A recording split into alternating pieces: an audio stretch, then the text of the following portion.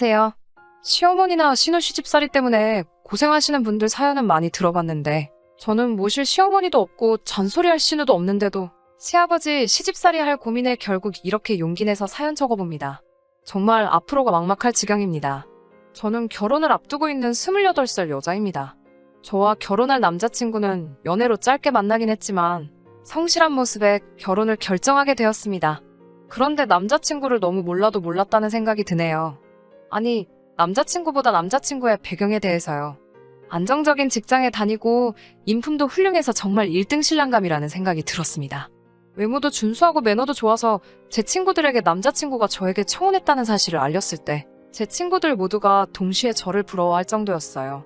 흠잡을 곳 하나 없고 완벽하기만 한 줄 알았던 남자친구라고 생각했는데 정말 이런 것 때문에 결혼을 고민하게 될 줄은 몰랐어요. 아주 돌아버리겠어요.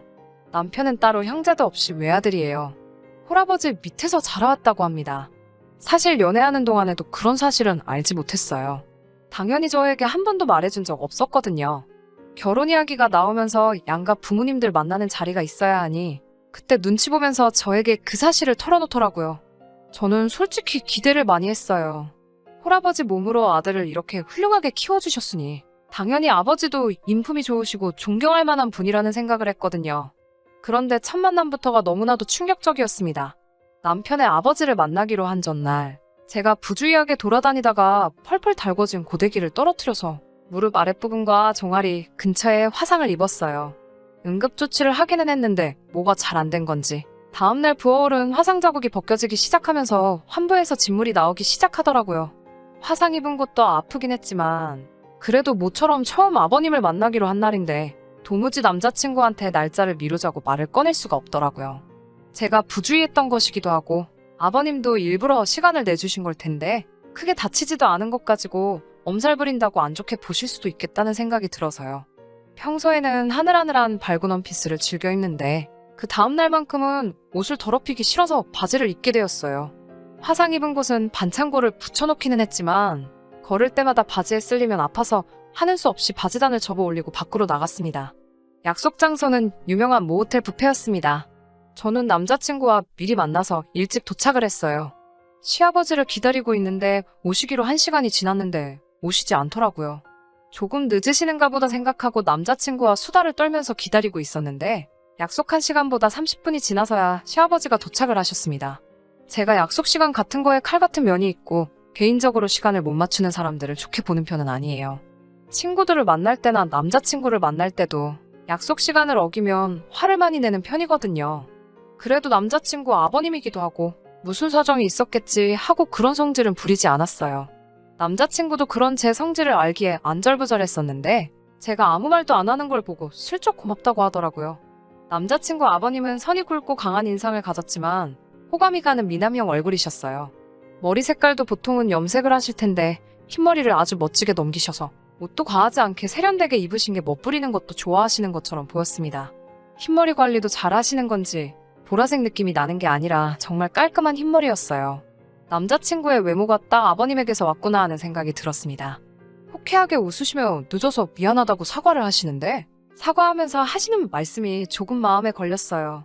아니, 도로에 김 여사들이 하라는 밥솥 운전은 안 하고 죄다 밖으로 기어나와서 길을 꽉 막아버렸지 뭐냐? 라고 하시면서 아주 꽉 막힌 아줌마들 구멍을 뚫어주며 오느라 늦어버리고 말았구나 라고 하시며 재미 하나도 없는 농담으로 자리에 늦으신 걸 무마하려고 했어요.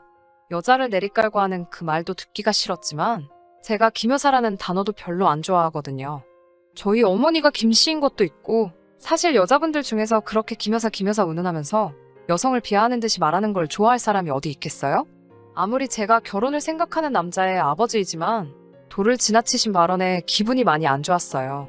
그래도 처음 뵙는 자리이기도 하고 아직 남자친구의 아버님에 대해서 하나도 모르니 그 대사는 마음에 묻어두기로 했습니다.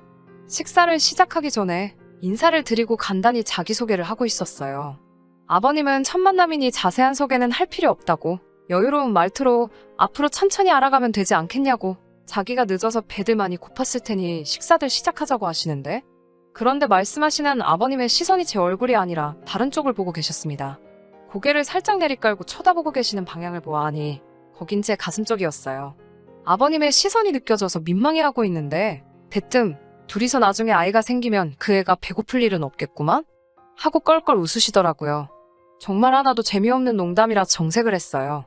아버님은 제가 정색하는 걸 못 봤는지 흥얼거리면서 음식을 가지러 가시더라고요. 남자친구한테 아버님이 초면에 조금 무례하신 것 같다고 솔직히 말했어요.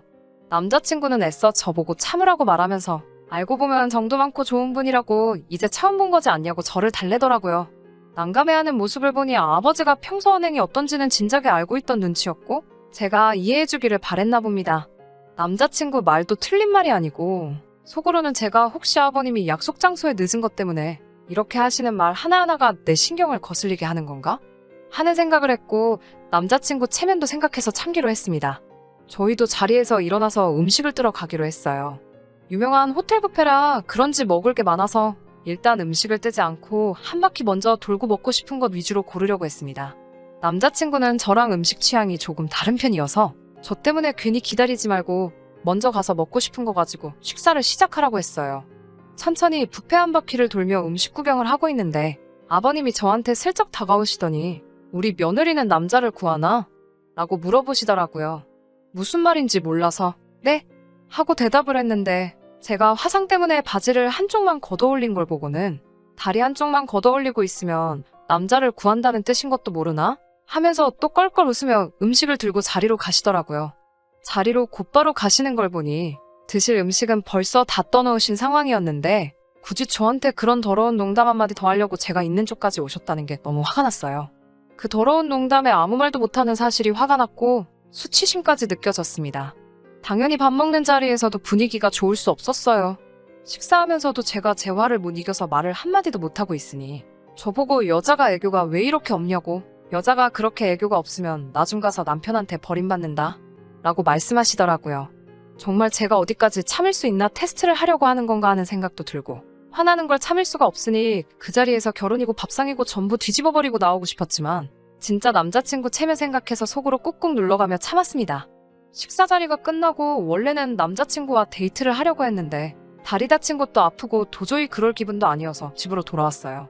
뒤도 안 돌아보고 들어가는데 남자친구가 쫓아오면서 미안하다고 계속 사과하더라고요. 자기 아버지가 저한테 어떤 실수를 한 건지 알고는 있나 봐요. 그날 이후로 남자친구한테 연락 한 번 안 했고 벌써 일주일이 지나갔어요.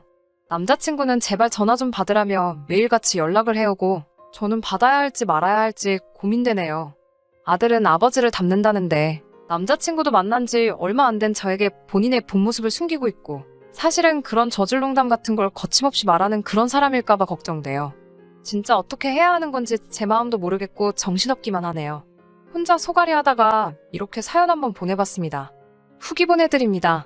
남자친구가 집까지 찾아오고 난리도 아니어서 무슨 말이 하고 싶은 건지 드러나 보려고 한번 만났어요. 결국 자기 아버지가 실수한 거에 대해서 사과하고 저를 이해시키려고 하더라고요. 원래도 짓궂은 농담을 좋아하시는 분인데 정말 그 속에는 악의가 하나도 없다고 하면서 정도 많고 따뜻한 분이시라고 저보고 이제 그만 화를 풀어달라고 말하더라고요. 자기도 미치겠다고. 그렇다고 아들 여자친구가 아버지 저질농담하는 거 듣기 싫다고 그 말투를 고치라고 할 수도 없는 노릇이지 않겠냐고 자기 좀 이해해달라고 하더라고요. 계속 강조하는 건 정말 아무런 속뜻 없이 하시는 장난 같은 거고 저도 겪다 보면 아버지를 진심으로 좋아하고 존경하게 될 날이 올 거라고 빌어대는 통에 저도 한번 접고 어떻게 되는지 지켜보기로 했습니다. 하지만 집어릇게 못 준다고 남자친구 아버님의 도를 지나친 발언과 행동에 저는 결국 견딜 수가 없었고 남자친구와는 결혼을 하지 않겠다 선언을 했습니다. 아버님과 다시 만나게 된 건 얼마 전이었어요. 저는 다시 보고 싶은 생각이 없었는데 남자친구는 굳이 저와 아버님의 관계를 개선해야겠다고 생각했는지 무리해서 약속을 잡더라고요. 원래는 한정식집에서 만나뵈려고 했는데 몸보신을 좀 하고 싶다고 하셔서 근처 백숙집으로 자리를 옮기게 되었어요. 메뉴가 여러 가지가 있었는데 세 사람 모두 해신탕으로 통일을 했습니다. 해신탕 다들 아시죠? 일반적인 삼계탕에다가 문어랑 전복 같은 게 추가로 들어간 거예요. 제일 비싼 메뉴라서 그걸로 골랐습니다. 아무튼 음식 주문을 받는데 주문을 받으러 온 사람이 조금 나이가 어려 보이는 여자였어요. 대학생이 아르바이트로 일을 하고 있는 건지 부모님 가게를 돕고 있는 건지는 몰랐지만 저보다도 훨씬 어려 보였습니다. 어린 나이에 벌써부터 이런 일 하고 있는 걸 보니 저한테는 그 모습이 그렇게 예뻐 보일 수가 없더라고요. 아버님은 제가 아버님 때문에 남자친구와 싸웠다는 사실은 인지조차 못하고 계셨는지 주문받으러 온 그녀가 오자마자 또 당당하게 농담을 시작하시더라고요. 아가씨, 이 집 백숙은 연계를 쓰나? 라고 물어보시더라고요. 주문받던 그 여자는 똘망똘망하게 저희는 토종닭을 써서 연계는 쓰지 않는다고 대답을 했어요. 그러자 아버님이 실망스러운 표정을 짓더니 여자든 닭이든 젊고 어린 게 맛있는 법인데 라면서 말도 안 되는 농담을 또 하시더라고요. 주문받던 여자는 그런 농담이 익숙했는지 대수롭지 않게 토종닭이라서 조금 질기다는 느낌을 받을 수도 있는데 연계보다 훨씬 몸에 좋은 거예요, 사장님. 하고 아무렇지 않게 지나가더라고요. 저한테 한 농담도 아닌데 저한테는 엄청나게 거슬렸는데 또 주문받는 여자는 대수롭지 않게 넘어가니 남자친구 말대로 제가 과민 반응을 하는 건가? 하는 생각이 들기도 했습니다. 그리고 나서는 음식이 나오기 전까지 혼자서 남자친구 키워오시며 힘들었던 이야기를 하는데 저를 거슬리게 만드는 그런 농담을 빼고 하시는 정상적인 말씀을 들으니 고생도 많이 하셨고 엄청 열심히 사신 분이라는 생각도 들고 남자친구 말대로 제가 속이 좁고 아버님은 사실 좋은 사람이 맞는 건가 하는 생각도 들었어요. 그런데 그런 생각이 들기가 무색하게 몇 분도 안 돼서 애써 쌓아놓으신 점수를 날려버리셨습니다. 그날은 밥상을 뒤집어버리고 한마디 하고 뛰쳐나왔고요. 생각보다 빠르게 주문한 음식이 나왔어요. 한 명당 하나씩 앞앞이 음식이 세팅이 되었습니다. 제가 뜨거운 걸 잘 못 먹어서 펄펄 끓고 있는 삼계탕이 조금 식을 때까지 기다리고 있었는데 우리 며느리는 큰 고추 먹어야지 하면서 이건 며느리 거 라고 하시며 3회째로 나온 오이고추를 제 앞접시에다가 덜어주시더군요. 그러더니 그 길로 바로 젓가락을 제 그릇으로 옮겨 휘적거리더니 조개는 오랫동안 구경도 못한 내가 먹어야지? 이러면서 제 삼계탕 안에 들어있던 전복을 집어 가져가시네요. 펄펄 끓는 삼계탕을 던져버리고 싶었는데 그렇게 하면 소송에 걸릴까 싶은 생각에 그러지는 못하고 들고 있던 숟가락 던져버리면서 그만 좀 하라고 소리 지르고 그냥 밖으로 뛰쳐나왔습니다. 남자친구는 그 길로 뛰쳐나와서 저를 잡더라고요. 제가 참다 도저히 견딜 수가 없어서 일어난 거고 앞으로 볼 일도 없을 거라고 말하니 아버지가 저를 편하게 해주고 싶어서 농담한 걸 가지고 도대체 왜 그렇게 예민하게 반응을 하냐며 이해가 안 간다는 식으로 말을 했습니다. 너는 어떻게 그게 아무렇지도 않을 수가 있냐고. 하나를 보면 열을 안다고. 저런 농담이 별것도 아니라는 식으로 받아들이는 너도 문제가 있는 거라고 한마디 해줬어요. 아무리 어른이고 농담이라고 해도 듣는 사람 기분을 봐가면서 정도껏 해야지 재밌는 농담이 되는 거고 그 도가 지나치면 그 순간부터는 농담이 아니라 희롱이라고 말해줬어요. 오빠도 똑같다고. 저런 농담을 듣고 아무렇지도 않다는 건 오빠도 나중에는 나한테 저런 농담 서스럼 없이 해도 된다고 생각하는 거 아니냐고. 결혼이 문제가 아니라 연애하는 것도 다시 생각해보고 싶다고 말하고 저 혼자 집으로 돌아왔습니다.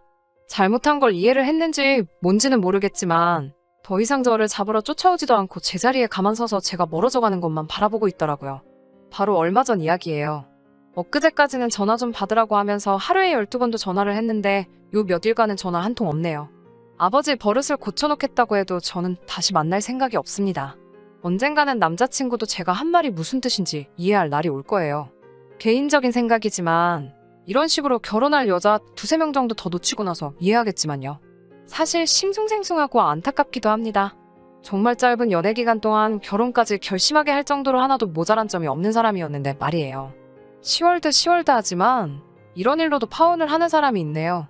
그리고 그런 사람이 바로 저라는 것도 참 웃기는 일이에요. 아직도 생각하면 화가 나기도 하면서 한편으로는 안타까울 때도 있습니다. 앞으로 저한테 좋은 일 생기고 더 좋은 사람들과 가족들을 만날 수 있게 다들 응원해주시고 이야기는 여기서 끝내도록 하겠습니다.